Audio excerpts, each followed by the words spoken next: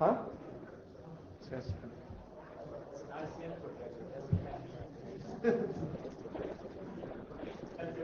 Oh my God! The projector cat. Oh wow! It was the projector that crashed. Thanks for your help.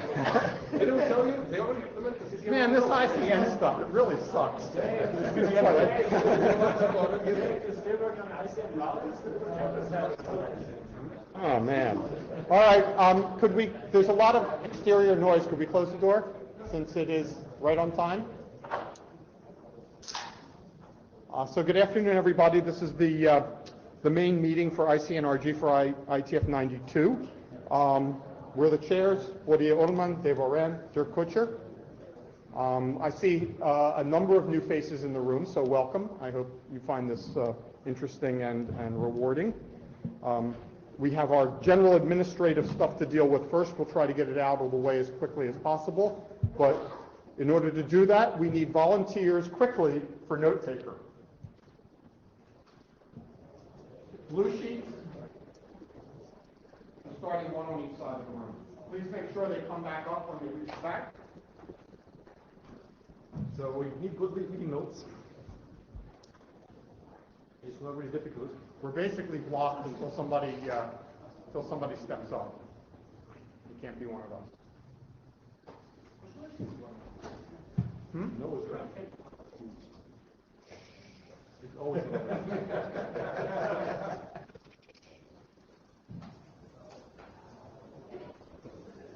Note taker, please.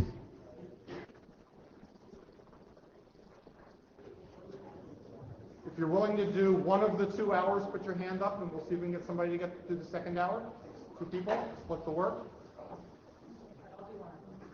Laura will do the first hour. I need a volunteer for the second hour.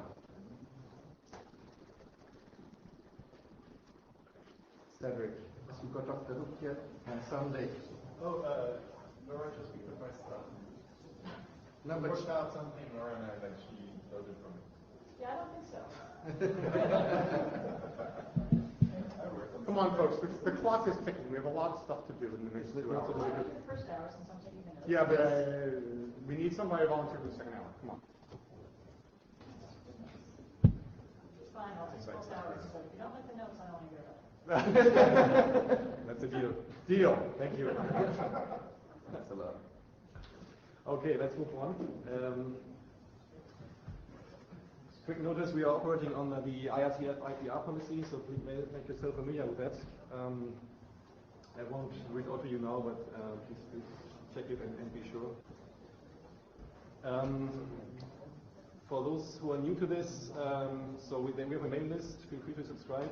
We have a wiki page that we mainly use for storing material and so on, so it has lots of stuff. You want to have a look.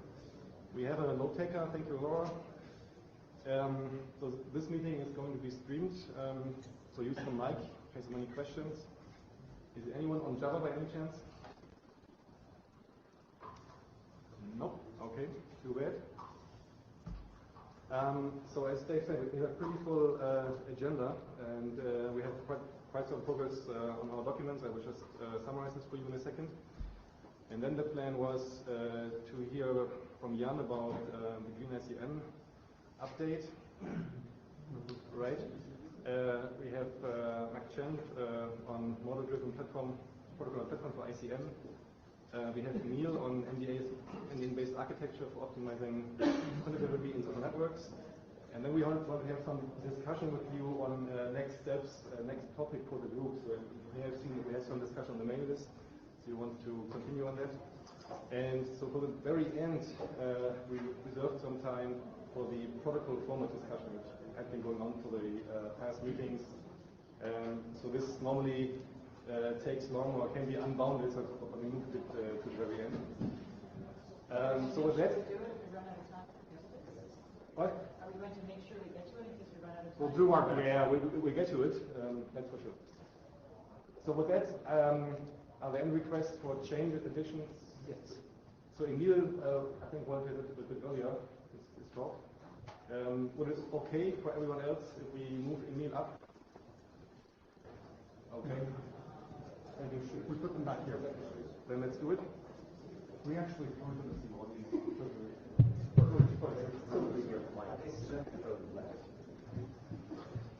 Yeah, so I don't know, it'll be recorded, so I came to the microphone. Okay. But given that we did not get to talk about protocol on Sunday, and we were going to talk about adoption of documents, and I want to bring up if we're going to do that in this agenda, and if not, and if we leave it to the end, given that the benefit of doing that here with the group present is high, and I would like to make sure that we get to it. Right, we'll do it. Thanks. Okay, so first off, so Icnrg has just published its first RFC, so congratulations to thanks guys. So it's a large team, so good work. So next up, we are currently working on finishing the research challenges document up. So we had a review phase in the research group. The last version had some changes on a new section on application development, decisions on routing. And so during the review, we didn't get a hell of comments except for Dimitri. So we started some discussion on how consider the idea of like finding best path in different ways, and not only deriving it from network topology and routing on that. So we're currently discussing Dimitri how to fit this in. But apart from that, I think we will have one additional round with internal units and then get it published fairly soon. The other document on evaluation methodology that was also pretty much advanced. So the authors are currently collecting references like for test beds that they describe in the draft. So as soon as this is done, we will also issue a review phase for the document. The video draft also had a review in the group, and so we had 2 expert reviewers. So thanks a lot to Marie-José and Niall Murray. So that brought up some interesting ideas and proposals for additional changes. So the authors are currently working on the update. Cedric, quick comment on the timeline for that? Well, I was hoping to have some kind of conversation. Some people provided some feedback here, and that in the next week or so, submit some updated version to the authors, have the feedback, and then next week have something. Okay. Okay, so we can expect an update in April, and then we hope to finish this off also fairly soon. Thank you. So finally, we have a work stream on IoT. So there we have 2 documents there. So one on IoT ICN challenges and opportunities that had a new revision late in December. And we have a second draft on like efficient IoT considerations in ICN. And so here we are currently trying to figure out so what are the next steps for this. So is the potential to converge somehow? So we also want to get this out. Does anyone have any comments on this at this point?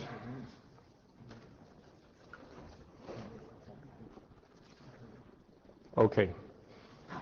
So the authors of those documents, kind of will come back and present a solution for this pretty soon. All right. So as you may have heard, we had a full-day meeting this Sunday. It was also really interesting and really active discussion. So topics that were discussed were like hopper-hopper implementation, ideas for CCN congestion control, PID aggregation, Bloom filter for NRS, the name segment index performance discussion, had a presentation on ICN communication privacy, an update on authenticated denial, and we had the first round of the packet format discussion, and started the discussion on like new ideas, next steps for Icnrg. So all the material is already uploaded. Feel free to check it out, and the minutes are in the IETF tracker as well. Okay, so with that, let's start. So we're changing the order now and take Emil first, if that's okay. Can you read? Do you have this presentation? Okay.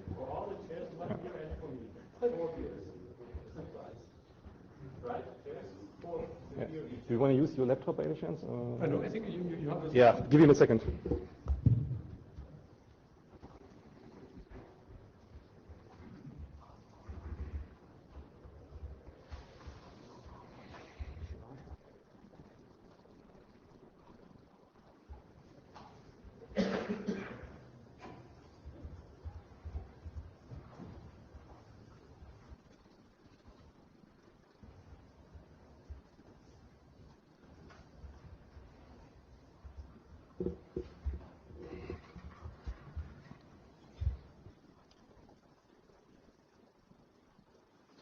So, Let's go. you hear me? Good. So I am Emile Stéphane. I work for Orange Lab, and I'm going to present you the work done in the context of a European project named ICUSA, and it's about named data networking for social network content delivery. So next. So the presentation is made of 4 parts. I will recall quickly what is the ICUSA project. Then I will detail the analysis we make of the online social network content delivery. And after that, I will present the architecture we worked on. And finally, I will briefly introduce an implementation of relying on SDN. Okay? So the work is part of the European FP7 project named ICUSA. So you have the links about the different documents. And it's about designing a social aware network architecture with built-in content dissemination functionalities. Actually, the basement is about the exploitation of social content interdependency, like locality, to improve the efficiency of content delivery. Okay. So we observe the traffic of social networking, and we got 2 main information. The first one is about the local end user behavior. So on the second is about the path used to deliver the content. So with regard to end user behavior, you have 2 kinds of users. The majority of them are frequently connected to users of the same area, so mostly of the same ISP. And you have few very popular users who have friends distributed everywhere. So a majority of the contents are delivered to local users, except for very popular accounts. So now, with regard to the networking, it's clear that in the current way it is implemented, the networking path computation does not take in account at all the real distance between the users. So local end user requests are directed towards remote OSN server or CDN regional caches, which are generally located outside the ISP. So the conclusion is that an ISP will be able to save a lot of transit cost and improve end user quality of experience if it could route the OSN traffic exchange between local users. So we decided to take one direction with regard to the study. It is the usage of user relationship in named data networking to route the delivery of online social network content. That's one question. Yeah. Do you want to take questions as you go through, or would you rather wait till the end? So, sorry? Would you like to take questions as you go through, or would you rather wait till the end? So I have technical detail after, so I can take the question now. So the reason that the requests go to the other servers is because that's the business model, right? Facebook wants to see and learn things about you. That's why Facebook exists. It's not necessarily in Facebook's interest. You speak about the interest request. We focus here on the content delivery. So you have both. The content delivery is the last thing that happened. Okay. Before that, you have interest requests that went to the server. So I tried to read the draft, and I couldn't understand what the model actually was. You mean the business model? The draft that's on the agenda. I tried to read it, and I couldn't quite understand what the model was meant to be.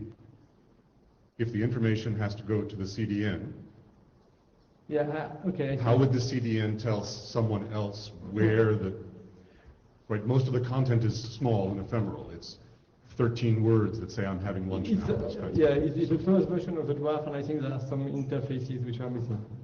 This is with regard to the exchange between the CDN and so on. Okay? A quick request. Can you raise your arm if there's an empty seat next to you? People want to sit, there are few seats available. And the second request, please state your name when you go to the microphone.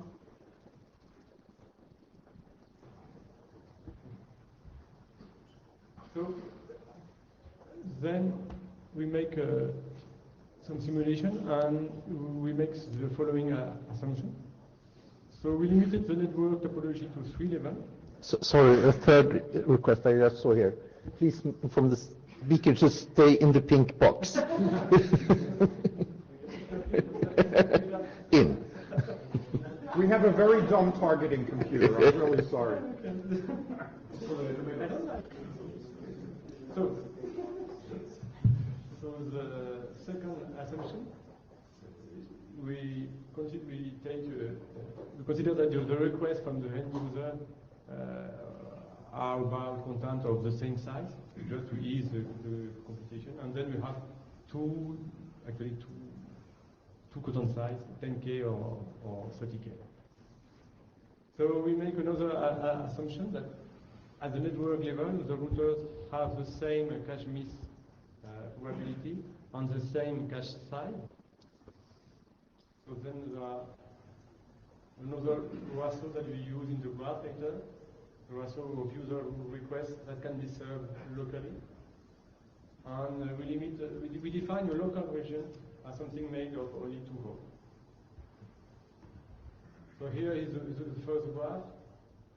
So you have here the percentage of, I have to say, you have on the x-axis the percentage of requests that can be served locally. And here you have the number of hosts. So it's clear that when they are served locally, the number of hosts decrease. The interesting part is that you have the third case where you don't have any caches. And you see that even in this case, you have a decrease by, I would say, around 50% of the number of hosts. You can go to the next one. So similarly, on this graph, we see that we have a very linear decrease of the peering traffic because we serve the contents which can be served locally, we serve them locally. So the more you serve the content using local caching, the more you decrease the peering traffic. Okay. So now I'm going to introduce the architecture which was selected. So we use a name-based data networking architecture to optimize the network behavior and to better reflect the local end user property actually. So popular end user whose content is consumed worldwide should have a different way of working than non-popular, which have mostly a local activity. So in this architecture, we perform local routing.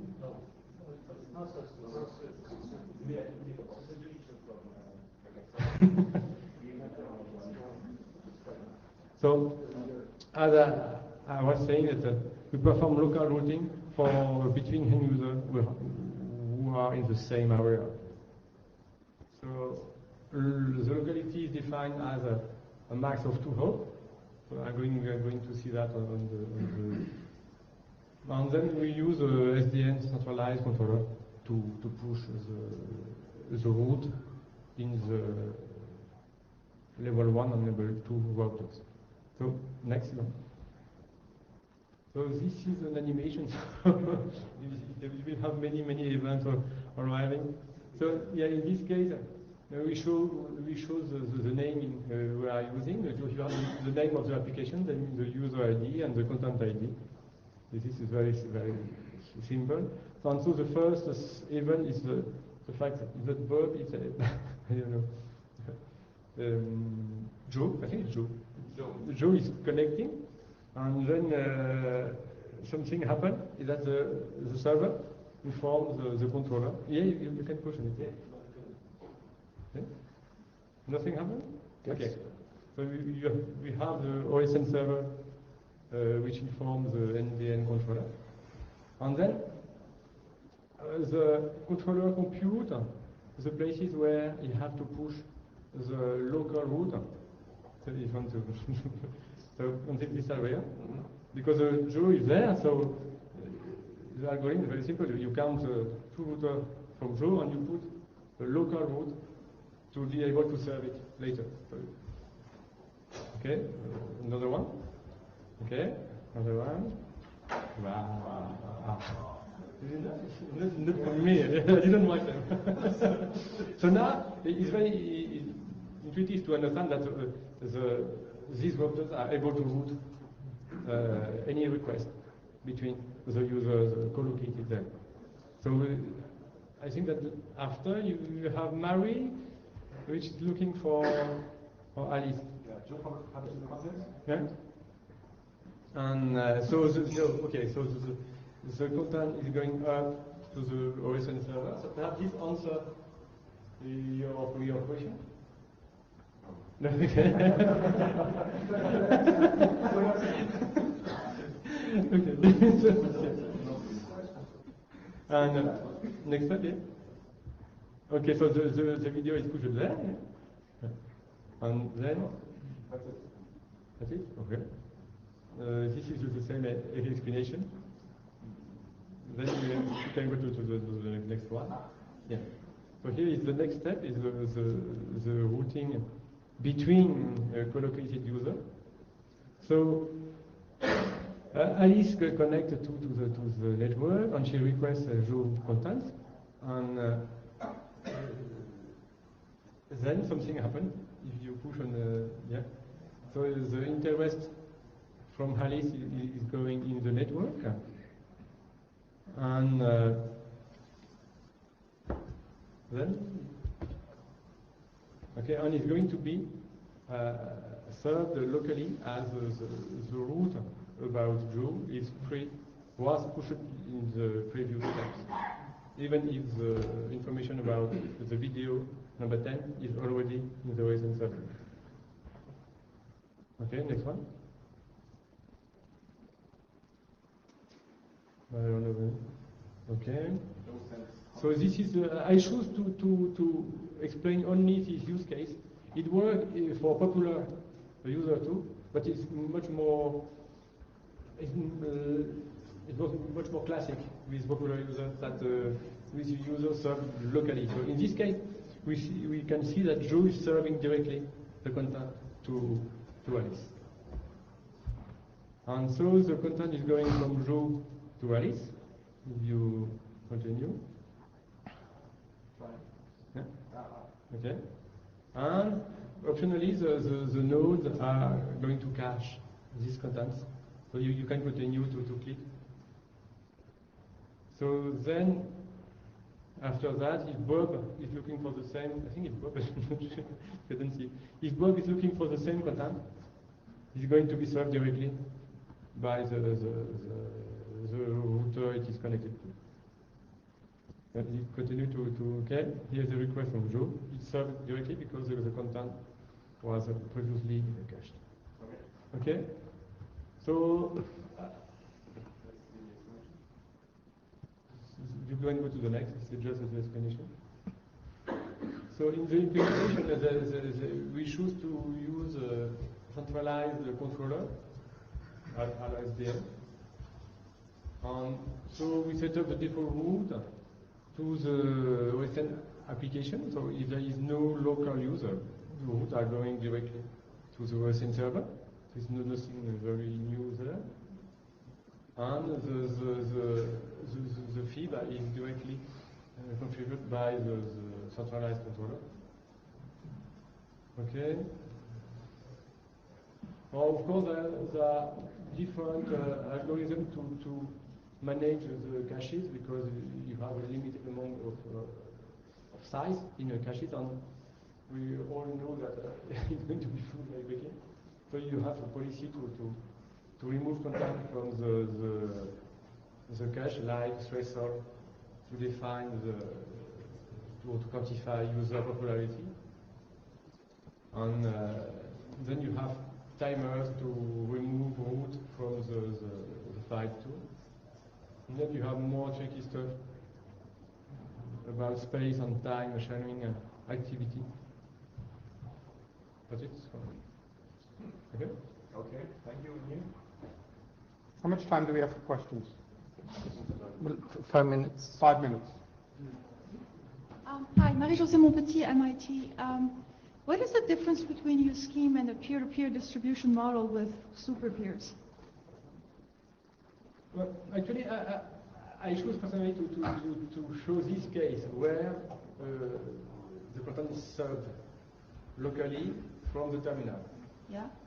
We have we have slides in the annex where the content is served from the centralized open network server. Yeah, but what you're describing, I think, is very similar to what you do when you serve content from a central server and then you distribute it to the users via peer-to-peer. So I don't know. I didn't see the really like differentiated use case of this. And the difference is that the work is done by 2 or several nodes. Okay. In Well, the past. okay, we Because can take they it have to offline because I route think each there's time. a lot of similarities. So I was wondering if you could comment on what the privacy properties of this are, in the sense that the OSN knows the social graph, and the local distribution knows the communication graph. I think the OSN already knows the graph. So, in the absence of this cooperation between the OSN and the local routing control, nobody learns. The people who are just simply delivering data don't learn the social graph. Whereas in the architecture you have, somebody who is basically only responsible for delivering data now has learned the social graph. So I'm curious whether since these are potentially 2 different organizations with 2 different business models and 2 different relationships with the individual users, what type of privacy properties are we playing with here? Thank you. Okay, so thanks for the question. The topic is obvious, but it's not in the scope of this project actually. What I would say is that the naming is very trivial. You can choose other naming or other graph than you see the affinity between people.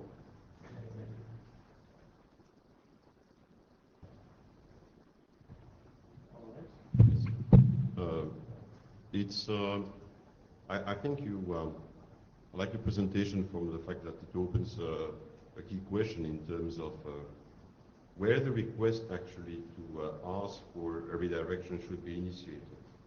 Is it from the terminal side or is it from the intermediate node side? Because basically there is one key question happening to me. If you have one of those devices being itself a content provider, then we are not anymore in a client server setup, we are more in a peer-to-peer setup. And so from that perspective, in my opinion, there is no anymore this asymmetry that you have when you consider ICN, where you have content request and then you have stuff coming back. Here you have actually all the items, all the elements of the graph. They play actually symmetric roles. They are providing content as they may receive content, right? And so it would be interesting to have also this as being a larger consideration about whether going from a pure transactional perspective, client server, versus a perspective where the requester might be itself an entity delivering data, basically, to others, where actually we would have the same part of architecture serving both models. I don't know whether you see what I'm trying to do. I think your point is very long. You can get to the point. It's about architecture. It's about the architecture that you're considering, yes. How have you built You need nodes. You need nodes on route if you want to have a very short path. You need to involve the node. Not necessarily. You might have actually the endpoint requesting basically where the information could be added basically within the request in order to be indirect, to have an indirection of the intermediate routers. You do not necessarily have in the model, even if you would have exactly the same path, the way that you're involving the elements is also open for different protocol architectures, basically decisions. Okay, if you have a short answer, otherwise we need to move on. The point is that the default route is still the legacy path to the OSN server, so you need to have something in the past. Yes.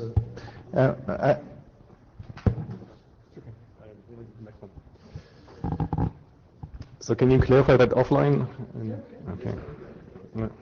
Can I just ask one more question before you walk away? If it's short.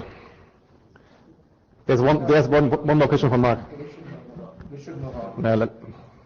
No, can you talk to Mark? So, in your dramatic graphs, did you examine the difference between the scheme that you did where you actually have some service change the routes and ordinary ICN as it exists right now, where when whoever it was, Joe Schmo, publishes his video, it gets cached on the way upstream, and then as people request it, they receive cache copies down from the join point.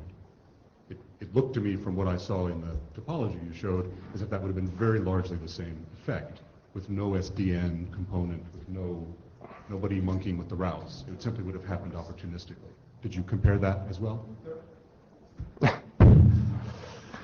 Okay, thanks, Emil. So next up is Jan with an update on the Green ICN project. That's because of the video. Ah, all right. So if I sneeze, I go out. It's the targeting computer. All right, all right. Yeah. All right. What? People like to shoot. Should be careful. Huh? So, thank you everybody for your attention. It's a very crowded room. I'm impressed. So, can I have a shorthand? Who has seen the Green ICN presentations I did in the last Icnrg meetings? So, okay, so there's actually a lot of people who haven't seen them. I was kind of assuming that, so that maybe then I explained 2 or 3 minutes what this is all about, because I presented before. I was assuming a lot of people know what this is about. So we have a research project called Green ICN. Maybe next slide, and I can write problem space. So, and in Green ICN we have one main work package and use case where we are considering applying ICN technology or ICN approaches to what we call disaster scenarios. And the Green ICN project is a joint project between European partners and Japanese partners. And a lot of the use cases we're considering are driven by the earthquake that happened in Japan a couple of years ago. As you know, it was quite a dramatic one, and a lot of communication links as a result of that earthquake had broken down, and we're considering exactly these scenarios, how we can use ICN technology to enable communication after certain backhaul links have broken down. That's in a nutshell what we are doing. And in previous Icnrg meetings I presented more in detail about this, so please have a look at the slides if you're interested. Just one more thing, Dirk, before you go on. The key use cases we are considering here is a high-level summary, are basically what citizens or authorities want to be able to do after such a disaster, even though parts of the communication infrastructure have broken down. So next slide. So this is something I'm interested also in feedback from the community. So we had, our project has now been going on for 2 years, and we presented in several, we have several research papers, and we presented here and there. And obviously, a lot of people come to us and say, well, there has been a lot of work been done in the DTN community, right? The scenario which you are considering is, one of the key scenarios for DTN, because you have this hop-to-hop, time-space decoupled kind of communication. This is exactly what we're considering. Well, our rationale in the Green ICN project is that for particularly the scenario we're considering in the use cases, ICN has a lot of beneficial advantages kind of out of the box, and we are now trying to enhance ICN with DTN capabilities.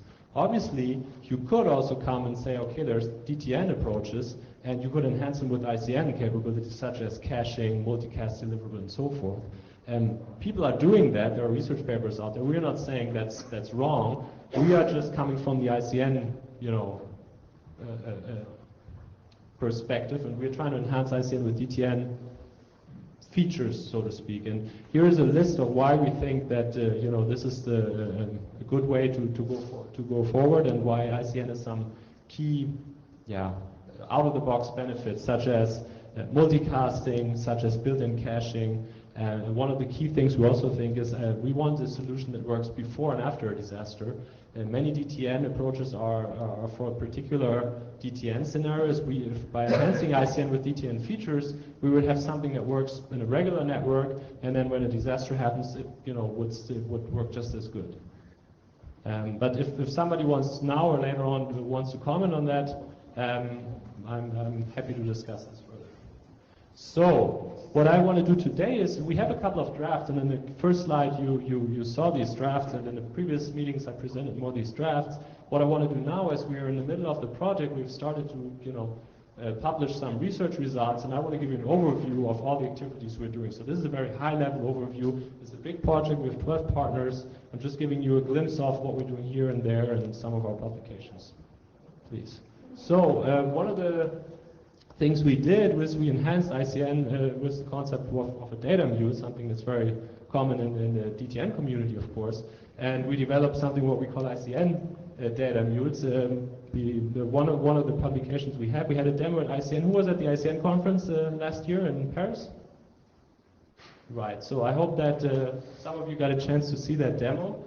Basically, it's an enhancement to a distance vector Manet routing protocol, where our partners from Green ICN enhanced it such that also prefix information could be conveyed in the routing message. You see an example scenario here, which was shown in a demo, where a data mule would move from shelter to shelter and then to the government office, and with the concept of logical phases, it could get information from A to B in a decoupled time-space way, like in a DTN scenario. If you're interested, maybe you can look at the paper. Next slide. Another thing that we proposed is what we call NREP, name-based replication, where we look more into how would you do naming in such a case, and how would you design a naming scheme and a prioritization scheme that you can do routing and forwarding decisions based on the name for the use cases and scenarios we're considering. And basically, each message has a name and some attributes, and based on the name, which is very hierarchical, so you give an example, emergency/SOS or warning/shelter, based on the name and based on some attributes, which can be space limitations or other limitations, and attributes defined by users, basically messages can be prioritized in routing and forwarding. Yeah, that's very high level, of course. If you want to look at the detailed design of this naming scheme, you have to look at the paper. Next slide. By the way, there's something... Yeah, it's clipped. Okay, if you download the slides, you should find the reference to the paper. I think it's in there. These are just some results where you can see that here are high priority messages, medium priority, low priority messages, and you see that the approach we did replicates, of course, the high priority messages much better. And then another evaluation was done on how many replications were done till the expiry time. And of course, you can also see that our approach performs a little bit better. Again, I want to give an overview of what we're doing. If you're really interested, look at the paper and look at the evaluation methodology and so forth. This was done by an extension to the one simulator. So, another thing we're looking at is security. Of course, we all know in ICN we have a completely different security model. We don't have this end-to-end security model like we have in TLS. We have what some people call data-centric security. So you want to have a model where you basically make sure that the data can be retrieved from anybody, and with the data itself you can have some access control with some encryption. We are looking into attribute-based encryption. If you're familiar with security and attribute-based encryption, you know there are different types. We're looking at ciphertext policy, attribute-based encryption, where in a nutshell what you can do, this is not what we propose, this is attribute-based encryption. You can have basically a policy like you have here with ands and ors, and then you have a central authority that generates keys, and only people who fulfill this policy can then decrypt the data. We applied this to ICN and proposed an architecture for that and carried out some performance evaluation. In a nutshell, it runs very fast. Of course, it depends on how many rules you have, how many policies you have, and so forth. If you go to the next slide, Dirk. You see some results. So here we played a bit with the number of attributes and an encryption decryption. As you can see, it takes just a couple of milliseconds. What's more important, I think, and this result, of course, deserves some discussion. Of course, there's an overhead and bias, and that you see there, of course, also depending on the number of attributes. So it comes at a price, not a surprise, I guess. Next slide. What we also did. Oh, I now also see the headers. This is very, cool. Yeah, but here are some of the footnotes. Yeah, slide by slide. So we're also looking into decentralized authentication. We looked into the Web of Trust approach. I don't want to go into details. I put it here in the slides because last time I showed a demo, which we also showed at the ICN conference. So at the Hawaii Icnrg meeting, I showed a demo on this. So I don't want to go into all the details. Next slide. But what I do want to show is some of the results. The approach in a nutshell is basically you have the complete Web of Trust connections among the user in a compressed file in the device. So every user has basically the trust relationships of the Web of Trust at its disposal. It's called the Web of Trust file, and certain PGP key servers publish such files. And we looked how does it scale. So we artificially generated very large Web of Trust files according to graph theoretic models that we developed. And basically what you can see is if you have a Web of Trust with 2 million users or nodes, you can still use this approach for authentication with less than 100 milliseconds. Again, if you're interested, you can look at the papers we have. I think that's the last slide, right? No. Oh no, actually one other thing, sorry, I forgot. Another thing, and you don't see the header is saying energy considerations. So one of the things that is very important and that our Japanese partners are telling us was a huge problem at the earthquake in Japan is that if you have base stations, maybe that's you should have come up with that idea a little bit earlier. Anyway, our Japanese partners are telling us that this was a real problem in Japan after the earthquake, that some of the base stations only had power for a certain amount of time, and that was not enough until they had been repaired or communications had been restored. And obviously, after a disaster such as an earthquake, you want to make sure that you are very energy efficient so you can keep up communications until everything has been restored. So we're looking into energy efficiency. We're on a broad level, we're looking into 3 approaches. One is the priority control, which I already presented, so some prioritization, which means you forward the important messages first, and then if the non-important messages don't make it, that's maybe not such a problem then. The cell zooming is a technique where you can switch off some base stations and the other ones extend their coverage. And what we are currently designing is also collaborative upload, where users forward the messages to other users, and the one that is closest to the base station uploads it to save energy at the base station. And this is ongoing work. We don't have a publication on this yet, but we are integrating this into an ICN-based PubSub protocol. I think, okay, this is the acknowledgement that we are sponsored by the Green ICN project, not a surprise. I was trying to give an update on all this is a research group, right? Icnrg, so I was trying to give an update on all the activities we're doing. We are tackling different, research problems, all in under this umbrella of disaster communication with ICN. if I want to summarize, we're looking at the security problems, we're looking at the routing and forwarding problems, and we're looking a lot at energy efficiency. Those are maybe the main three items we're looking at. All right. Maybe I should also mention we have some drafts, but this time I didn't want to focus on the drafts. Seb, you had a question or no? Thank you, Jan, for the update. All right. Go ahead. Yeah, here's a mic, please. The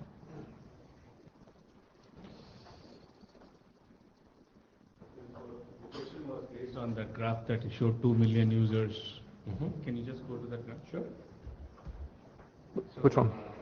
I mean, this is, at what level is this web of trust being established? At the device level? Above what? At what granularity is a web of trust getting established? Is it at the device level, at the application level? All right. So that's a good question. So basically, we are assuming that every user is a member of a web of trust, and that is somehow being reflected in the name. So every user has a control over a certain name in the namespace. So you could say either the web of trust is among the users, but at the same time it is among, the users would have a key and would sign things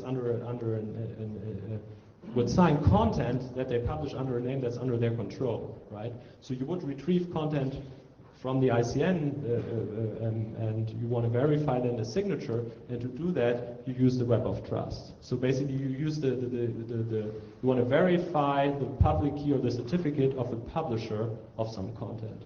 So does that answer your question, or? Yeah, so that definitely. Yeah.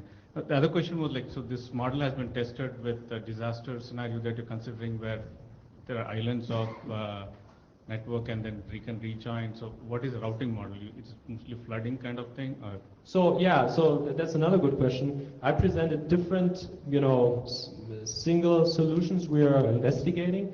This approach is only looking at the web of trust or at the security. So we are assuming messages are being forwarded in a hop-by-hop DTN fashion, which is the other approaches I presented before. We're looking into this name-based replication, we're looking into routing and forwarding schemes. So our overall solution will of course combine all of this, and of course we are in the middle of the project, we are still working on integrating this. So this assumes a kind of DTN like hop-by-hop forwarding routing in a disaster. So it would assume you would fetch some content and you want to authenticate the content, and you can do that with this web of trust file that you have at your device, completely decentralized, assuming of course how you get the content is routing forwarding. Yes, that's a bit out of scope here. Thank you. John Dowdle. I'm really interested, very good presentation, love to know more. I have to declare a slight interest as a co-author of AODV version 2. Just wondering why you chose DSDV as your routing protocol? Is that a long story? Was that a question or? So basically I have to refresh my memory there. And if you look at the paper, there's arguments and reasons why we choose a distance vector protocol. There are some, so they also chose that for certain reasons. I from the top of my head, I couldn't tell you. I guess another, reason was what is easy to integrate in ICN, but I couldn't tell you. For sure, we're not saying it's not possible with other protocols. I guess. Yeah, sure. You know how it works in research. You have to choose some and you apply it. And yeah, it's a lot of ad hoc routing protocols to choose from. So. Say again. There's a lot of ad hoc routing protocols to choose from. Yeah. So. Okay. Thanks. So definitely we are not saying this is the only one possible, we just, Yeah, and it's Joris Karadzianis here from Huawei. Thanks for the presentation. I have a clarification question. What kind of ICN protocols or frameworks have you used? So we are building a lot of our prototype implementations on the CCNX NDN, so to speak, which when we started the project was almost the same thing. Now it's not anymore, yeah, that's a different story, and it's for our project also a bit of a challenge. But a lot of the early work we did was basically CCNX 0.8. Okay. Yeah. And in the experiments that you have done, have you also compared, say, the performance of the ICN protocol with traditional delay-tolerant network type of protocols? That is very hard because, as I was mentioning in the beginning, a lot of the DTN protocols don't really solve the problem we want to solve. They consider point-to-point communication, so they already assume, I want to reach this guy, how do I get there? Where we are, we want to spread information, which is actually why we start with ICN. So you have investigated this. So that my answer probably would be that's very difficult to do because it solves different problems. Okay, final question. Hi, Chris Wood. I had a question about the confidentiality slide. You were saying you use CPABB for encrypting data and stuff. I was wondering why you chose that particular type of, I guess, access control over data, especially in a disaster scenario where well, so what you want to do is you want to have something that works when you're offline, right? And with and where you don't have connectivity to maybe a PKI or a certificate authority to download new certificates or whatever.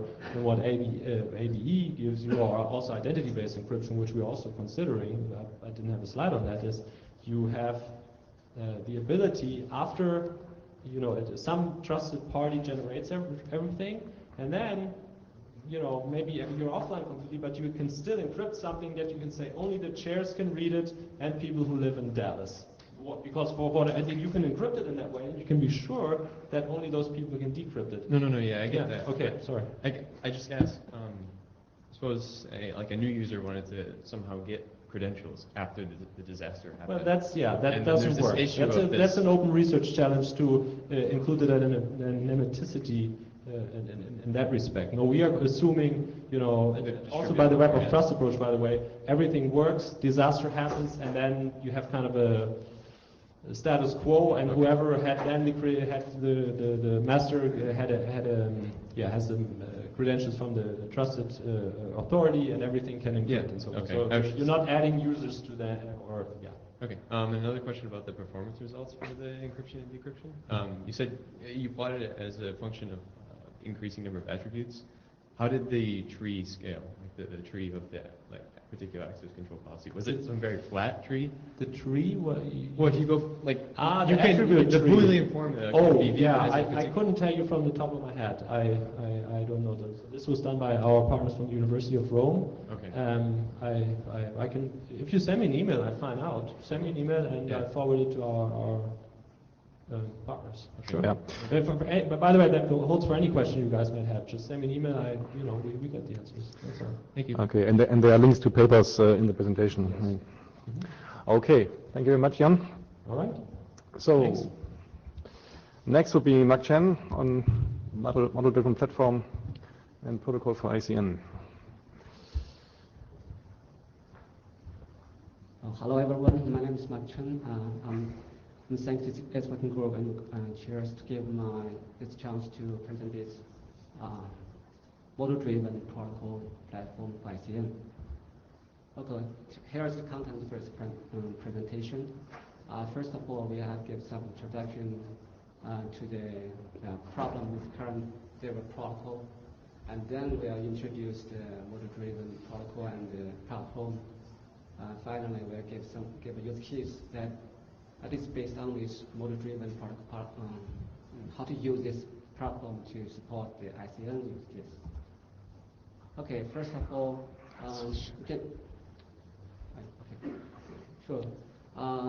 the current network is a multi-vendor and multi-operator network. So that means for each protocol, it needs to standardize every aspect of the protocols.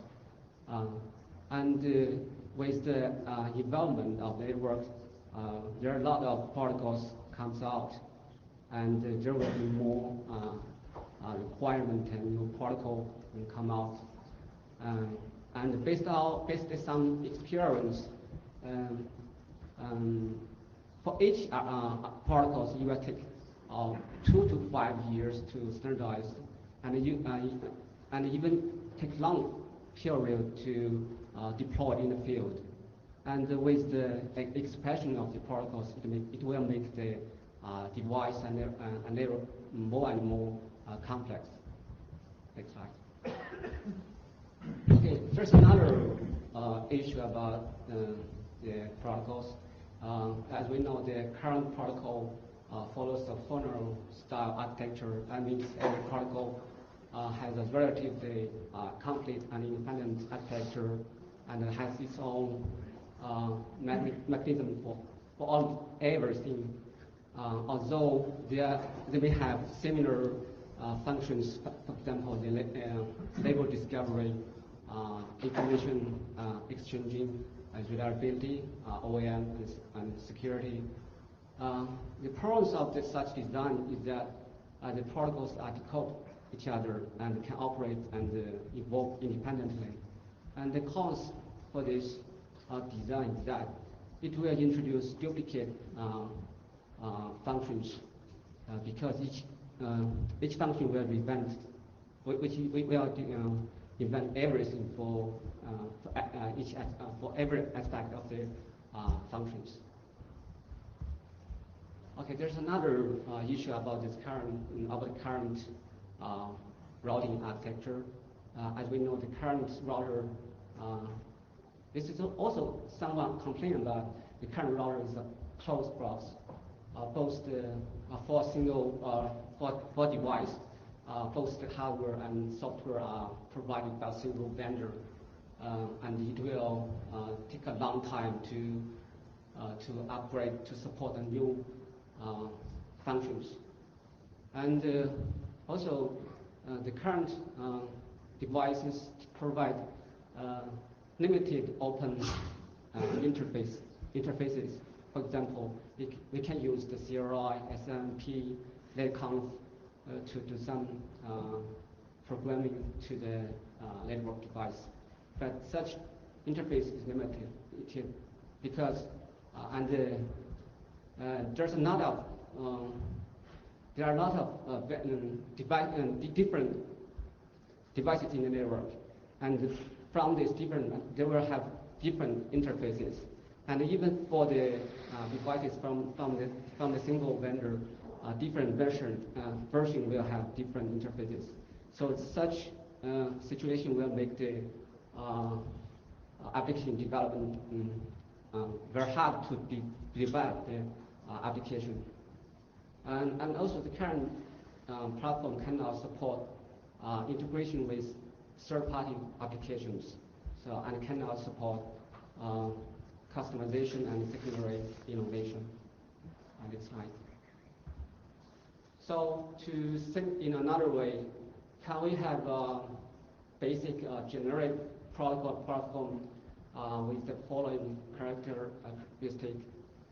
First of all, the platform should be open platform that can support integration with third-party applications, which make it enable to support customization, secondary innovation, and also it requires to support it's easy to introduce a new protocol without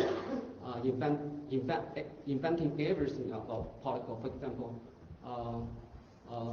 we can reuse all existing functions and just focus on the application-specific functions. And also it's better to support incremental deployment. That means there's no need to upgrade the whole system image, and also can support online service install and without the device and the system restarting. So given the previous discussed issue, we have a research project which is called Generic Extensible Architecture Routing and Signaling, the short name is GALES. It's a model-driven generic protocol platform, and currently we have an initial prototype. And if you have interest, you can see more detail about this prototype in Thursday evening's Freedom Bites. Okay. Okay, the principle of this platform, it's a layered architecture. We reorganize the functioning of routing system and the protocol into 3 layers. That is, they are application layers that is responsible for handling and processing the application-specific data. And also, the second layer is generic protocol layer. That consists of common function, common level functions that can be used by several applications, and it provide open APIs to the to the applications.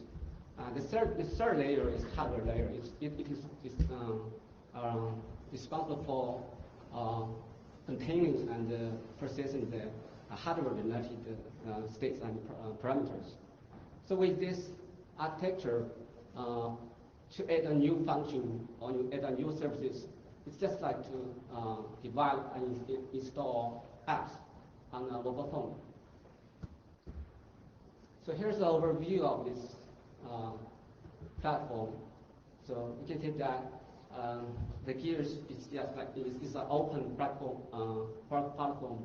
It abstracts and implements common protocol functions that can be reused by by the network apps. And also it provides content agnostic APIs to apps. Also in our current design, we provide a common single transport channel that can be used by all the network apps. Also in this project, we introduced a model-driven design. That is, all the data and messages are modeled by is modeled by the generic modeling language, and this messages and if you want to introduce a new protocol or new functions, you just need to define a new data model, and to support the inference operability, we just need to standardize the data model. Okay, next slide. So before we start to introduce how to use this platform for ICN, I will give an overview about the OSPFN. This is started from the OSPFN paper. It leverages the OSPF OPTRSA for lane prefix distribution. When we need to distribute lane prefix, the OSPFN process generates OARSAs and inject them into the another parallel process, OSPFD, and OSPFD floods this RSAs within specified routing and domain. And when received, in the received end, the OSPFD, when the OSPFD receives the OSPFAs ORSAs, it delivers this RSAs to the OSPFN process. And also the OSPFN uses an interface to carry route information from the OSPFD process. Do you want to take questions now or later? It's okay. You can take this question and I'm a little confused. I know this OSPFN has something to do with NDM, but what is your purpose of quoting OSPFN here? Maybe you can see the next slide. I just want to say OSPFN is not NDM. Let's make that very clear. This is the episode. Yeah, I'm not ISN expert. I just a new vibe for ISN.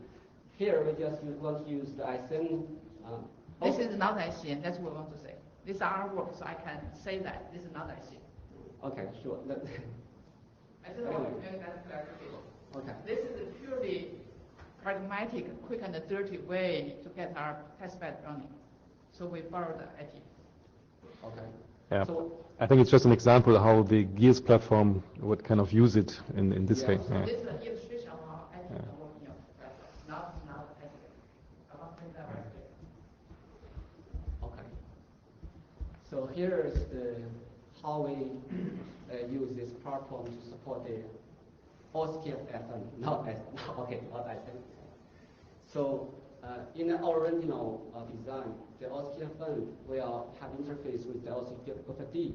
In our design, we replace the OSPF-D by the generic platform, and the interface between the OSPF-N and the platform we use the data model and OpenIPS.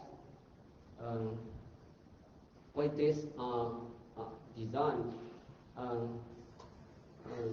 the OSPF-N or the tiers can be enhanced to support the multipass function without the limitation of OSPF, because with the current OSPF-N cannot support multipass properly.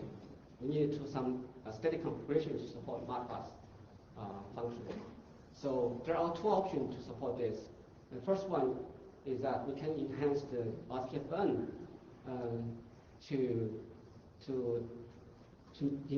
to add new functions to support the multipass, or we can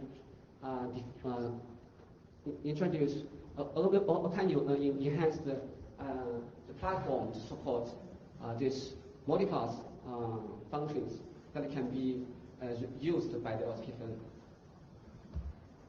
So here is an example how we use this more model-driven idea to implement this OSPF-N functions. It's very simple. This is modeled by a young language. It's very simple. I just use this to show how our platform supports these new functions. All right. Okay. So here's the summary. So with this method, you can simplify the product design and the implementation, and then make the innovation easier and faster, and can shorten the standardized process and time to market. Next slide. So next step, we plan to open it if there have interest, and also the contribution and collaboration are always welcome. Okay, thank you, Meg. Do people have questions?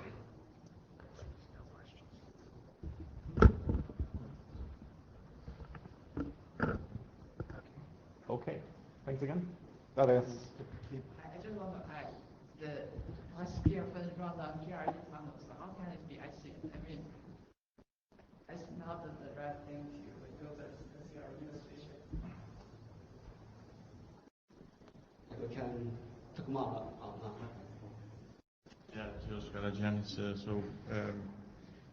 I don't to understand. So the goal of the presentation was to show how you could actually use building blocks of OSPF, and then the goal is to or the future goal is to use the ICN building blocks and then integrate them into this platform. So that is, I think, the current OSPF-N is based on the TRV. Is it a classic TRV-based protocol? That means you have defined. No, but this was, I think, an example. So what it's an example how to use this way to implement that. So the goal of our presentation is to show this platform, and then when we have the ICN building blocks ready, to include them. Yes. Okay, so there's the Bits and Bytes demo on Thursday, so people can ask additional questions. Thank you very much, Mark. Yeah. Right, so next is the discussion of new topics, next steps for Icnrg. Okay, so we started this discussion on Sunday, and we have continued it on the mailing list. Next slide, please.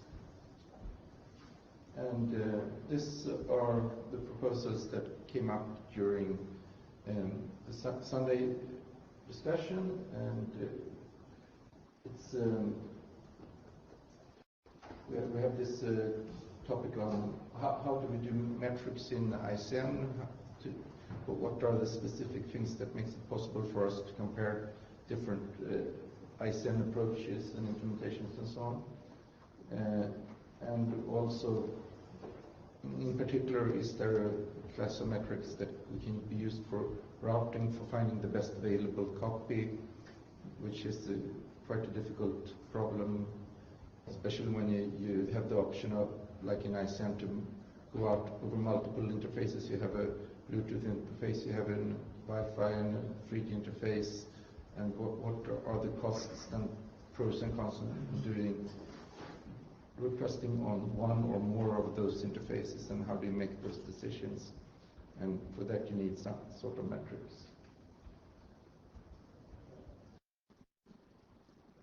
Then that it would be good to have some guidelines for a baseline for forward architecture and specification for experimentation to make things comparable when you evaluate them. And this is something we're trying to do with this evaluation draft. So any proposals and ideas into this is most welcome to be put forward, to be included in the evaluation draft that we're sort of revising now. Then there was a discussion on, we very much have been doing applications, seeing how today's applications can be put on ICN. One thing that you should think of there is that today's applications are created and designed to run well over TCP/IP, which means that they might not run that well over ICN. If you instead look at what do we want to do with this application, and how should you design the application for running on top of ICN. Of course, there is value to be able to run today's application on ICN, but to get the real benefit out of ICN, you might make sense to rewrite certain applications. Alicia, do you want to step in? My memory is bad, but I thought we talked two parts of applications. One is the existing applications, right, how they may be migrated to ICN. But I think there's a second question about applications, which to me I think is more fundamental as far as the ICN is concerned. That is, we need to understand the new applications requirement to see how ICN design need to be adjusted to satisfy the application requirements. I believe that's probably what you intended to capture in the last bullet. I wouldn't say it's more complex content scenario, but rather I think it represents really the requirement from the application aspect to the underlying network. You were correct to say that we discussed this. What I think you're saying is that we should take the application requirements and use them how to design ICN. And I agree, I haven't captured that well in this. It was a lot of things, but that one definitely should have been on there as well. Actually, the last one is more about, we also have the category where there might be applications out there that nobody has written today because it's just too difficult to get them to run well on today's networking. And I think this was proposed as one example of this, having multi-point to and from multi-point, both sources and destinations for video communication is something that's really not easy to do on today's networking, and which might be something that's easier to do on ICN. So basically, this one is a placeholder for this killer application we're all looking for, that the next Facebook or World Wide Web or something like that, that people would do if they had an ICN network that they're not doing today. If I may, I would slightly rephrase what you said. It's not so much they might do better on ICN, but rather I think we need to design the ICN actually to support this kind of applications? Well, I think it's a two-way thing, because if we manage to get ICN out there and deploy it, I'm sure people are going to come up with ways of using it that we haven't had the slightest idea of. So we can't design it for those things that we don't know. But it would be really interesting if people come up and present ideas that this is what I would do if I had an ICN. Ken Calvert. I remember on Sunday the phrase design patterns came up, and I heard somebody say a while back that this is something that we need to be better at, identifying sort of classes of applications and saying these, so that people can apply the patterns. But I think we need to do applications to understand those. Okay. Next slide, please. Here's just a list of things that we have discussed earlier in the charter or in other discussions that I did that we might want to work on: access control, routing scalability, and so on, mobility, publisher mobility, transactional data, object security, main function networking. I'll actually added the last one during this discussion here based on Mark's question on the first presentation here today, that how do you just doing Facebook with caching out doesn't fit with the business model of Facebook, which want to know about everything that goes on. I think this is a general problem. It's the same for caching, for web and so on. So a topic we should address is this: how can we do reporting back? So the clicks goes back, so to say, either that you don't, even if you serve the content, you still let the clicks go back aggregated or reported via some management system, things like that. There are ideas on how to do that, but this is definitely something we need to work more on, and it would be great to have a solution for that, so we don't have to get that question over and over and over again. Next slide, please. So during the main list discussions that you probably have seen during the day and yesterday, we have proposals for applications with the streaming conference. This is similar to the last one on the first of the Sunday discussion point there, multi-point thing. Protocol file format, yes, we're going to discuss that. Then the discussion on IP backward compatibility, and it was pointed out that we can, of course, run ICN over IP, but there might be reasons to run IP over ICN as well. So that might be something to look into. Integrating with DTN, I think, yeah, that's something, and I think that's one of the goals of ICN to include DTN functionality in ICN. Yeah, Joe Scarjanis from Huawei. I don't see a topic that is actually emphasizing some kind of migration. Suppose that you have non-ICN type of clients, and these non-ICN type of clients, might be enabled to also support an ICN type of infrastructure. So how we could do that?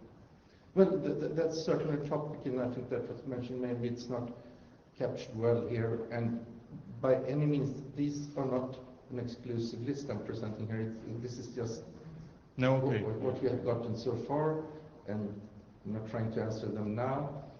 We're just saying that this is what we got so far. We are inviting everybody to contribute more to this group. More on that on next slide.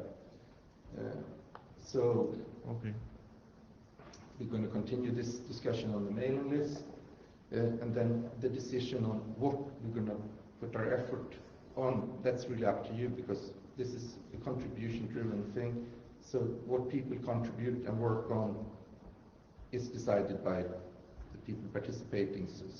But we still think it's good to have this discussion to remind ourselves, because we get tied down in some interesting problems, and then maybe there is something more important over here that if somebody had reminded me about it, I would have liked to work on that. So this is this type of discussion. So this is just to step back a bit, look at what we're doing. Are we doing the right things? Do you decide that you want to reprioritize what you're working on? That's a good thing. And then, as I said, this is different. What we can do here from the group, from the shares, is that if some of you think that oh, this is a topic I really want to drive and so on, you can come to talk on us, and we can find, like, you can have sort of a responsibility to drive this, be the editor of a draft on that topic and things like that. So anybody that has those interests and want to form a small group with people working on this in a more organized way, maybe do interoperability testing or whatever it is, those are most welcome. Yeah, any more comments on this?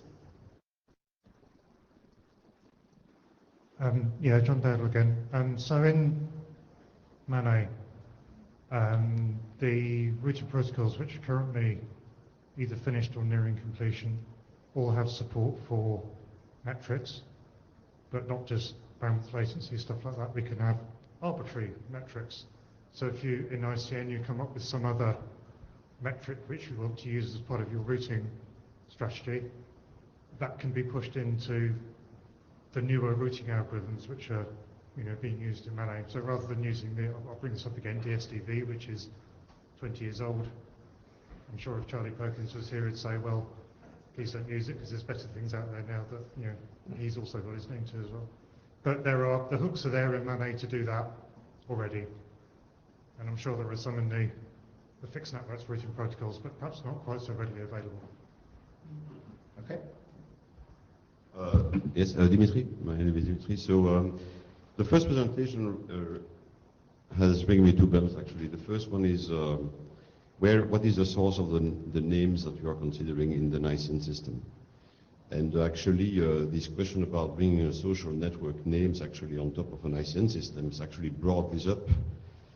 And I think it may raise an interesting question whether actually we are considering inheritance of names in between different or levels of applications, which is actually something which is hidden, or you brought some topics actually in the slides, but I believe we might see more and more these type of layouts or frameworks being analyzed and proposed and discussed here, so it might be interesting to consider it. The other one is in terms of topics. Well, when I saw that presentation, basically, I remember Alto in 2008, where actually the purpose, well, just to summarize, it was actually that you have the possibility to request for a path segment and need to find an enforcement inside the network in order to route towards where you wanted to have it to be via some indirection generated by the path segment circuit. The question that happens here is which class of policing are we going to have and that we are going to allow in our routing processes? Yeah. Because the enforcement is going to be actually one of the very difficult parts that we would have to cope with. No, all of these have many difficulties with them. I didn't see this notion of policy enforcement, basically. How, if you get an information, how are you sure that actually you get the route that you would have expecting to have? Even if you have two routers in two different areas, for instance, that might be the same thing.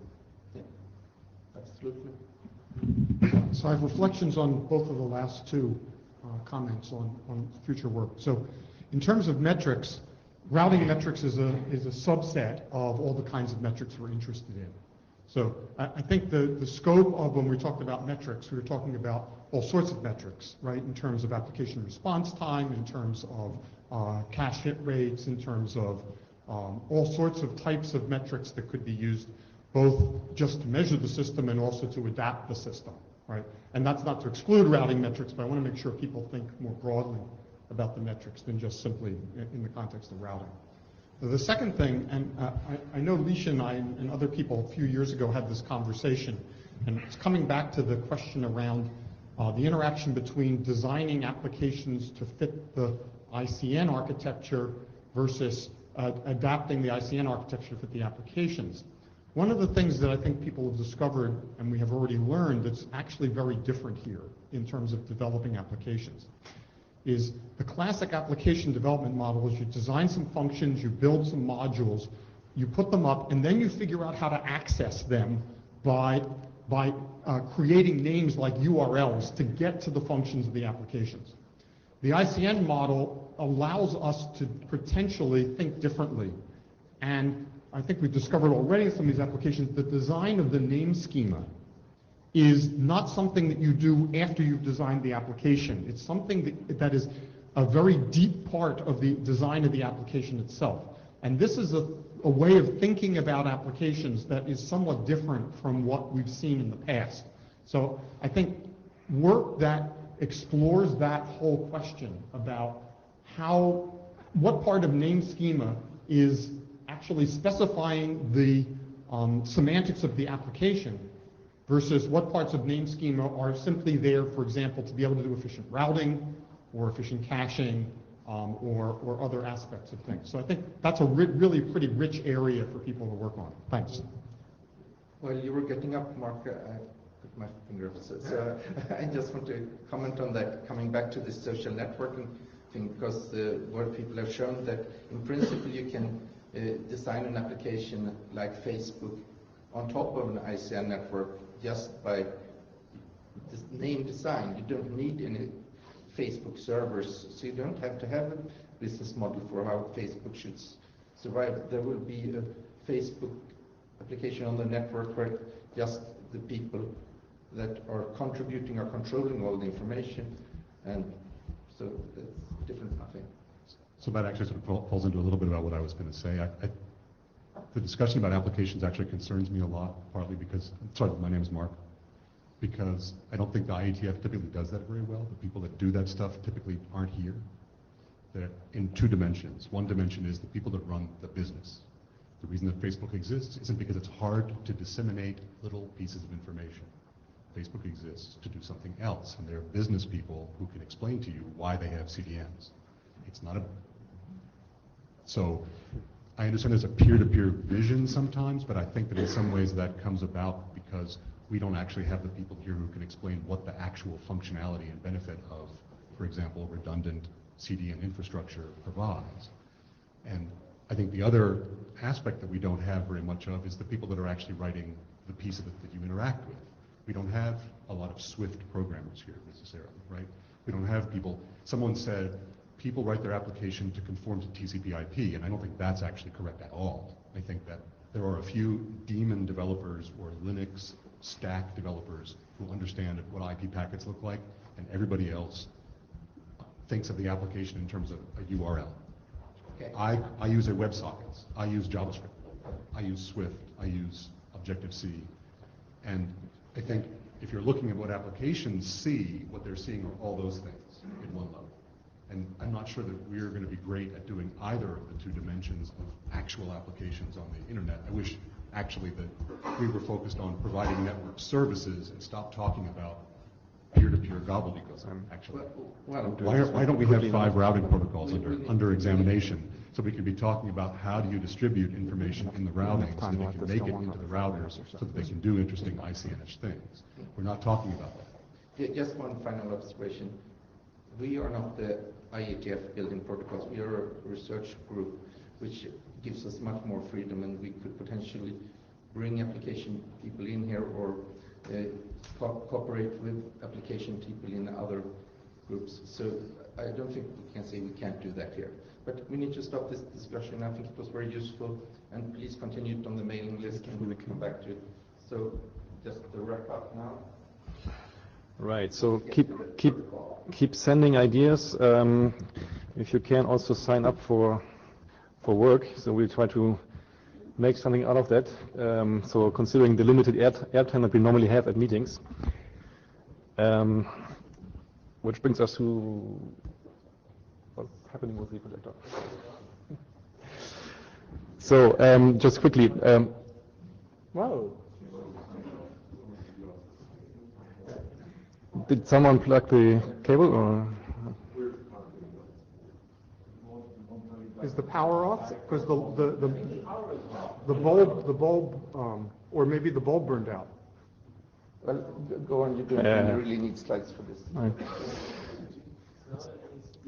Let's try to fix it in parallel. So quickly. What happened? No power. Forget the slides. So we're going to meet again in Prague at the IETF meeting. The question is a bit on which schedule. So this time we had again a full interim on Sunday and then this meeting today. That may be difficult in Prague, so the Sunday is already taken by an ICN TPC meeting. It probably doesn't make sense for us to continue in parallel. We could meet twice during the week. Do people have any opinion on this? Say? Yes. Opinion is yes, okay. Jan Zedorf. So yeah, because I think many people will be at the TPC meeting, second full day. Interim meeting I think is not advisable, but 2 meeting slots during the week, for sure. If you can get them, try. Right, it's not a given, we have to figure it out. For sure we have enough interest in presentations for 2 slots, so try to get them. Okay, let's try that. So other events, so Nacho earlier sent out a message on the mailing list, so there is going to be CCNXCon in May in Palo Alto, so May 18th to 21st. We are going to have the ACM ICN conference end of September in San Francisco, so the call for papers is still open, feel free to submit. That's it from our side. Do you have any other business, Lisha? I just also add one item. That is the ACM ICN conference is September 30th to October 2nd, right. Wednesday to Friday. Yes. NDN team will run an NDN community meeting Monday to Tuesday, that is September 28th and 29th, to make the travel easy for people coming from Asia or Europe. Location? Location will be UCLA. All right. So therefore, you can take a 1-hour flight from Los Angeles to San Francisco Tuesday evening to attend ICN on Wednesday. Just let you know. Okay, thank you. The details will come out soon on the NDN website. So when you said you have no more business, I don't know if you meant that on purpose or not, but we've been trying to get our protocol document discussed for adoption, which we didn't do on Sunday, and we haven't done yet. So I don't know if you're trying to avoid the discussion, no, or you're trying to push it out, or is that's what you mean by no other business? It was just a question if you have anything else that I forgot to mention. Yeah. We still have 20 minutes for it. So I think we have enough time, if the projector works at the end.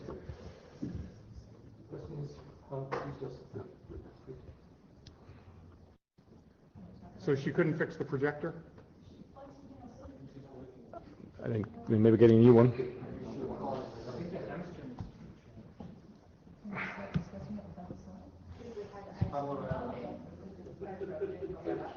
you want to try the screen over there?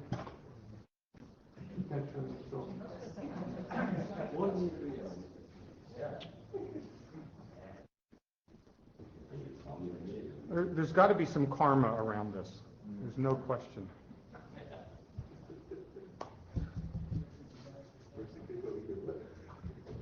I don't know what to do about this. No, because I don't want the last slide to be revealed until the previous slide has been shown. It's already uploaded. Oh, it's already uploaded. All right, we're dead. It's on the materials page, so... Tell you what, I'm wondering if...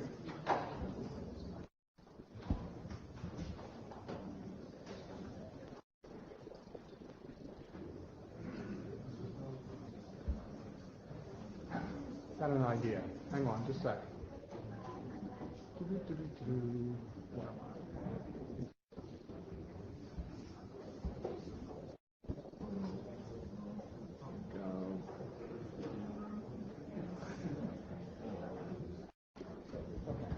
So, this is my solution. You won't see it very well, but at least it's a 15-inch laptop. How's that? Can you turn, the monitor on? The TV would not turn on. If you can turn the TV on, It seems to be on actually. let me try. All right. I don't want to waste too much time at this. Where's the dongle? She has it.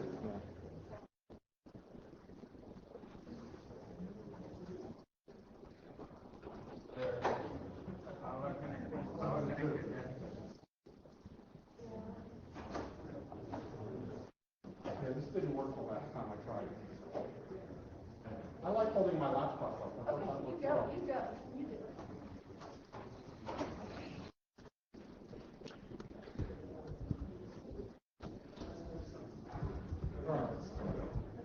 So, before I start, I think if anybody would like to prefetch a space in the line at the mic.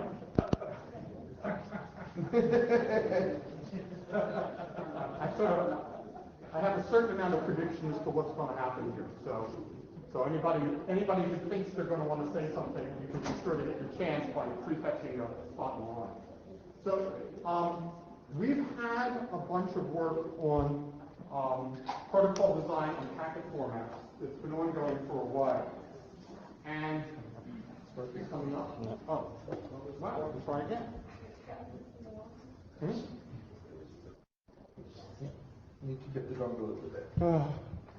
I'm sorry. Not your fault. Thank you.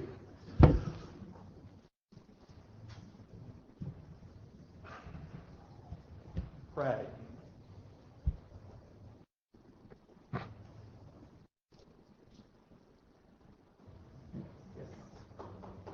Yeah, but let's go into presentation mode. Okay, great. So, okay. So, this is, again, I'm doing this with my chair hat on, and everybody knows that I also have technical opinions about things, which I will try to keep out of this. That'll happen with Mike. So, my assessment of where the group is in terms of work on protocol design for ICN and packet formats, so that we get wire compatibility, or that we have a number of packet format drafts. They've gone through multiple iterations. That doesn't mean to say that they're necessarily that mature, but there's been a modest degree of convergence among some of the drafts. So we have fewer different approaches to how to do the packets and how to put things on the wire and get them off the wire than we did a year or two ago. We have a first draft version in terms of trying to understand the requirements behind the design of the protocol machinery and the packet formats, and a proposal for kind of some systematics and taxonomy for analyzing the various pieces that go into that, and that was presented on Sunday. We have a bunch of issues remaining in a number of fairly fundamental areas. For example, what exactly are the semantics of the operations? What are the semantics of various protocol machine details, and what are the semantics of name structures and things like that. We have some issues. I wouldn't call them issues. There are architectural features that exist in some of the proposals that don't exist in other of the proposals, and vice versa. So everybody's not building. We're not in the position of building a known single architecture and just talking about what the protocol design trade-offs are for a fixed, mature architecture. We have, I would say, still ongoing discussions about the trade-offs among things like extensibility, simplicity, performance in the design of these protocols. So that's my assessment of where we are today. Next slide. So we have a number of possible next steps, directions we could do, sort of like as chairs, influence the RG to go in. And I'm clearly not necessarily wedded to this particular taxonomy of what the next steps might be, but this is what I thought of a way of thinking about it anyway for the group. So one is we can continue on the current path. We've been making incremental progress. It's not like things are completely stalled and we're completely spinning our wheels, but the progress has been shall we say, not rapid. We could step back now that we have some multiple iterations on a bunch of proposed protocol designs and say, okay, we've learned some things from these, we've learned some things by talking about them. Maybe it's time to step back and think a little more architecturally or a little more abstractly. And based on, for example, the draft that we saw on yesterday or Sunday about how to do the systematics, how to think about where the different elements of the protocol are and where the, and so like how to think about how to put the protocol together at a higher level. Or we could sort of take a more experimentalist view and say, let's adopt in the RG one or more of the existing packet format drafts as experimental documents for the RG, and put the thrust into getting these implemented, getting interoperability tested on them, and baking off among them that in a way that might cause us to learn something as input to another round of design, or deciding based on just practical experience with protocols what the right design trade-offs are. So, process. What I think might be a good process for thinking about this is we can have a brief discussion here. We have another 20 minutes, and amazingly only one person's at the line already. I'm just shocked. And see if even, we have a lot of people who are active participants in the RG here in the room.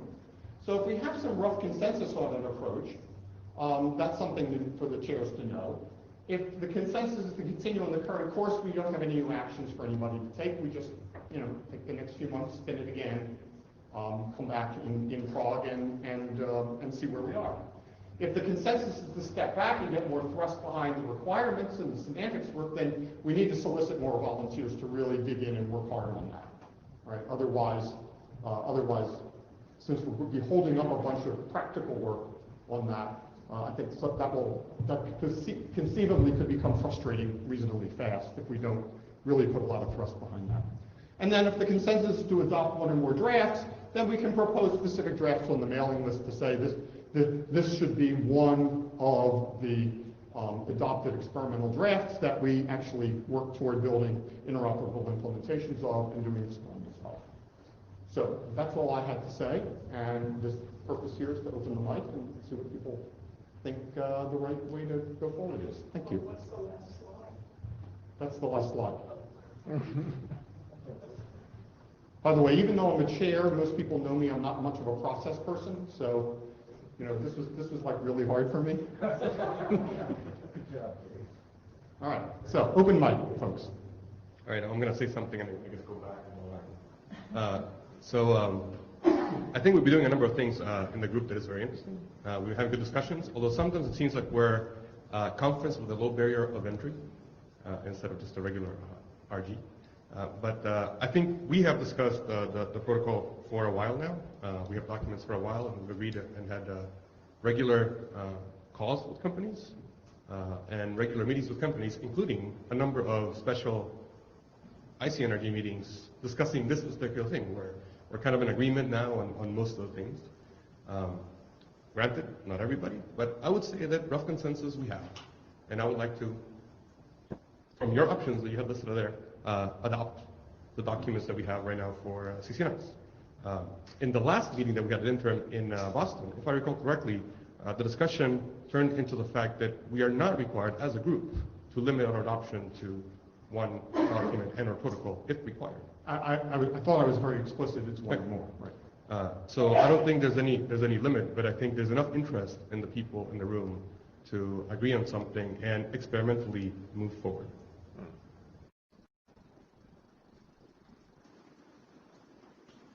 So you had three things that used to be on the slide when the slide was there, and I actually think all those things are going to happen. I'm not sure what the process is for that. That is, I think clearly people are going to keep doing what they're doing because people are doing active experimentation in a whole bunch of levels and in a whole bunch of ways. That's not going to go away. And too many windows on the screen. Keep talking. Thanks. And I think the arguments or the discussions or the different proposals about semantics and architectural features and all the other kinds of higher level things have been going on for a long time and will continue to go on because there are some basic, very fundamental sorts of disagreements. And I think at the other level, there'd be some advantages to there being, I'm listening. An ICNRG platform, if you will. I think that things that we can do that provide a more consistent environment for people to be doing experimentation with would be desirable. It would make things more comparable. It would make it clearer what kinds of features we're missing, because people from various kinds of perspectives would be trying to use the platform or the platforms and would say, we had to use, if there were two choices, people might say, we had to use platform B because we required certain features, or we thought we required certain capabilities that were not expressed in platform A. So I think there's some value in all three of those things. I don't actually think that they're exclusive myself. I had wanted to be the last one, but nobody behind me. I'm just surprised that the line's not going out the door. So maybe nobody cares about this stuff. Given that I'm one of the multiple authors for that requirements drafts, so clearly I feel that about the draft says that it's really an invitation to the group to join this requirement discussion to see, what other people think about the few requirements we have put forward. We haven't heard any feedback yet, but we very much appreciate if people take a look, either the draft or otherwise you're too busy, you can look at the presentation slides that Alex presented Sunday and provide the feedback. That's one of my two comments. The second comment about doing experimentation, I think is fundamentally important because this is a research group, right? For doing the experimentation, it's not so much of, okay, this format is adopted so you can experiment tomorrow. Rather, experimentation really depends on there's running code so you can actually try it out. And given this is in the research stage, we really want to try different designs. NDN platform is entirely open source. It's open development. Really try to invite more people to join our effort. You can find the GitHub, the Redmine, the Garrett, the whole debugging, issue tracking, and code is open to the world for everyone to join. And also, it's running code. We have this across 3 continents testbed. So there's about 20-ish sites on the testbed, and the testbed is entirely open. Alicia, can I ask you a question about that? If someone wanted to check in code that would change the NDN architecture in some important way, like for example to do manifest and eliminate exclusions or do only exact match on objects, would they be permitted to check that in? So because there is this issue tracking system, so therefore we actually have our established systems regarding the changes, the approval process is all community driven. Right, and also we try to make So if someone wants to experiment on something that is in conflict with the consensus in the current NDN community, they would be encouraged to go off and do that on someone else with some other code base. Our code is very modular. If you try to adapt our code, change one module of it, you're welcome to set up the separate thing. And if you prove it right, we're more than interested to look at your result and consider about adapting it. So it's entirely open. We think the future architecture is everybody's interest and everybody's responsibility as well.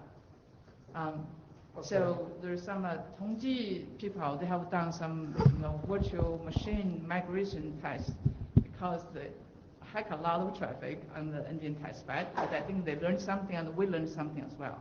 Okay, thank you, Alicia. Thanks. So my bottom line is that to do experimentation, one, you need to do contrast and comparison, not just one format. The second is that we have a long it's not line. so much of a format, it's really about running code. Yes, thank you. You're welcome back. Good, the line's getting longer. Good. Ken Calvert. So if I understand correctly, there's a draft, there's a document that's requirements, and there's a document that's a proposal for wire format. So it seems like the obvious question to ask is, does the latter satisfy the former? No. But really? No, Okay. because there isn't agreement on the requirements. Well, so that's the other question, is that because the requirements aren't what they That is should right. be? There is not agreement on the requirements. Okay. We have the beginning of a document that will give a context and a place to have that conversation. So I guess I don't remember, did we decide to adopt the requirements document on Sunday? No. Okay, so the group does not have a requirements document yet. That's correct. We have a All right. proposal from the people who wrote the requirements document that we use that as the basis for talking about the requirements and the taxonomy. By the way, I think the taxonomy part of it is as interesting, if potentially more interesting than actual real requirements. So. Right. So the fact that there's a taxonomy, I think, doesn't matter whether we adopt a protocol or not, because you can apply taxonomy to any other protocol. The fact that there's an open source implementation doesn't affect whether we adopt the document or not. I'm describing a protocol that multiple companies have agreed on. The fact that there's a document submitted on the last day about the requirements on how to submit a protocol that we've been discussing for years now seems kind of like a strange reason to stop us from adopting the protocol that we've discussed, because we haven't adopted some requirements that we're not meeting. So right now, I'm not sure that there's a reason. I've heard a good reason for us not to adopt the protocol. It doesn't prevent anybody from working on anything else. It doesn't prevent anybody from doing open source. It does not prevent anybody from running any other code. It helps multiple companies agree on something that can interoperate. It doesn't also stop development. I don't want to interrupt. There are other constituencies beside companies in this community. It doesn't stop them from anything either. I understand. I just want to make sure that in this discussion, the only interesting community isn't, companies. No, there are other interested communities. But I guess my statement is still valid that there's multiple companies that want to interoperate in the protocol. That is not a false statement. Am I correct? Yeah, but okay. So there's multiple entities that want to interoperate in the protocol, and they'd like to, either because there's no open source or they have their own open source implementation. I understand that, Nacho. I don't want to rat hole on that. It's just that when you start using the word companies, all those things about consortia and pay to play and all those other things start coming in. So I think for this group, we want to make sure that we define the community as broadly as possible. And the fact that a bunch of companies agree on something may in fact not be interesting. Okay? Okay. No. So that, not sure. No, wait. I'm going to cut the line now. So you have the chance of getting out of there and get back in the line before I cut it. All right. So I guess I'm just going to say that we would like a vote on adoption. Okay. So anybody want to get in line, do that now, because we have 7 minutes left, and that's 1 minute per person. And after that, we'll do a hum just to get a sense of the room, what they think about adopting this, the documents as proposed, experimental something. We're not going to make any decision now, just have some input to the continued discussion that will go on the mailing list. So 1 minute each, please.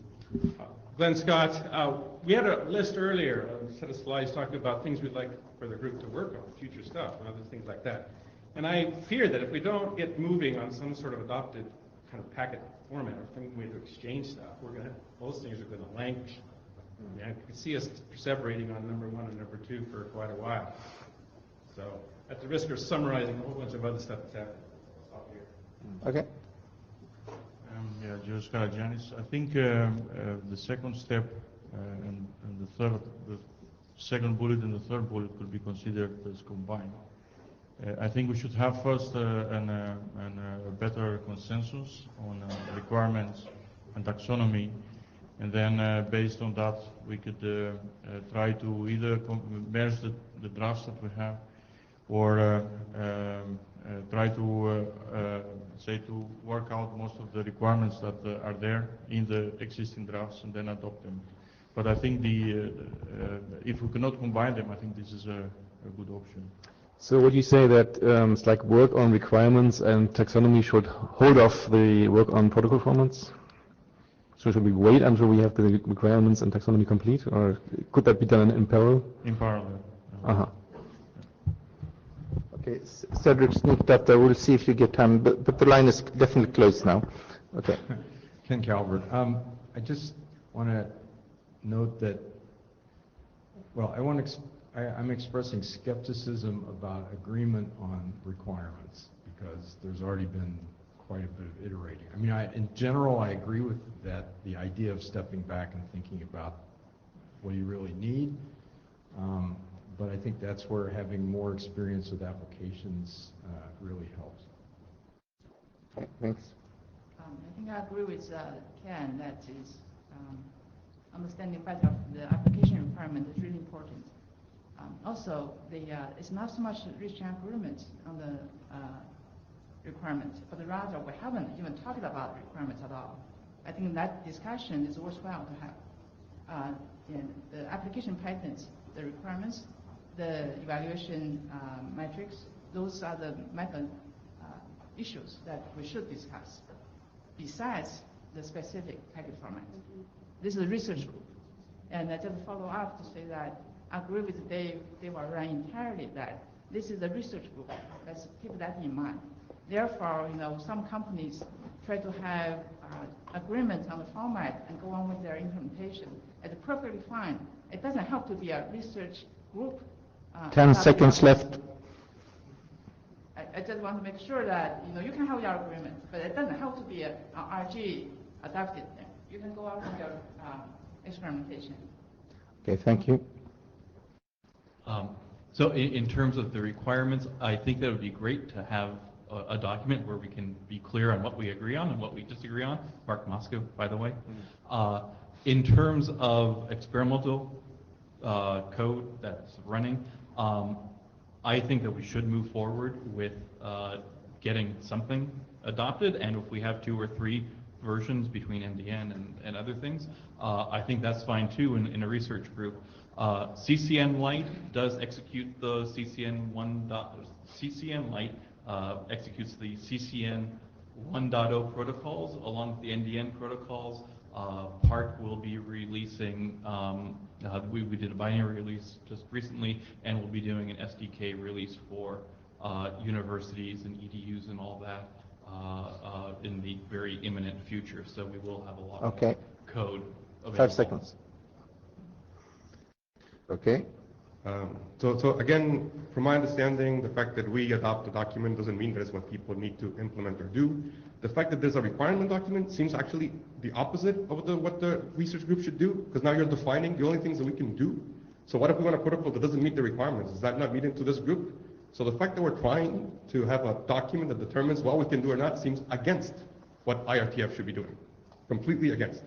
And we have a proposal of a document that we want to discuss with other people. I think it should be adopted because it is an ICN protocol or Icnrg. Cedric gets 30 seconds, and that's no time for Alicia. Sorry, it was closed. I don't want to make a big point, but I've been kind of looking at the issue of videos and stuff, and one of the feedback I get from the working group is that, well, it would be nice if you converge onto an underlying protocol, so you can try to build stuff on top of it. So the idea of having a proposal of some existing underlying protocol and some kind of thing you can experiment with would be kind of satisfying in terms of going in that direction instead of trying to be agnostic of everything on the underlying layers for some application stuff like videos. So that's just what I wanted to say. Okay, thank you. So we're going to do a quick hum now, and the question we're asking is whether the research group think it's a good idea to adopt the CCNX documents as the basis as research group documents as basis for some experimental version of ICN. And doing this does not preclude other proposals being adopted as well, and we're not making any decision now. We're just getting input for the chairs on what the people in this room are thinking about that, and then we'll continue the discussion on the mailing list. So, who think it's a good idea to adopt the ICNrg document as research group documents? Okay, thank you. Who think we should not do that at this point in time? Now? Okay, we have a clear sense in the room that we should do that. We will come back on the mailing list. Come back on the mailing list on this topic and make some decision there. Okay, thank you.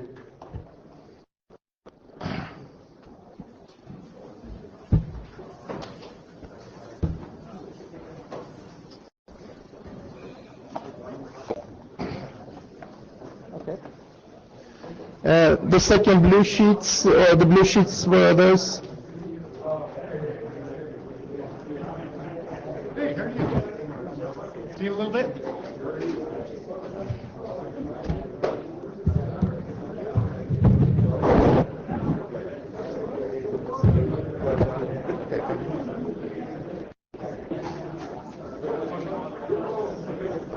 I always go to the entrance.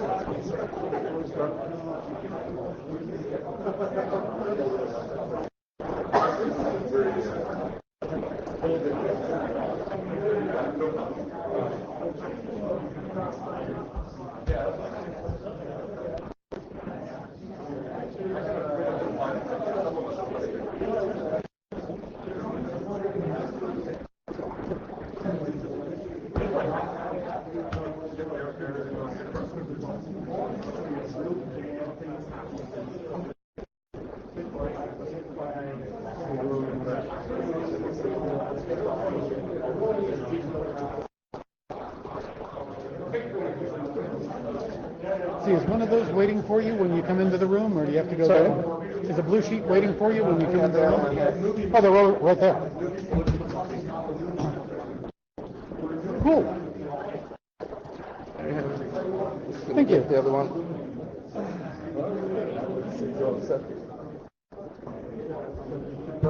You want to see the room first?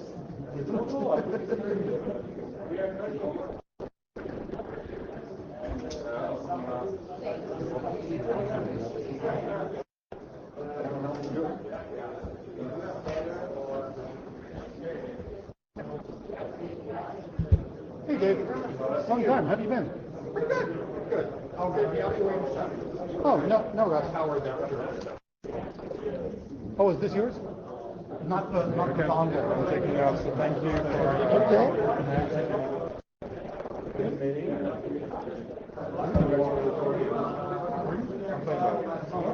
I'll see you. I will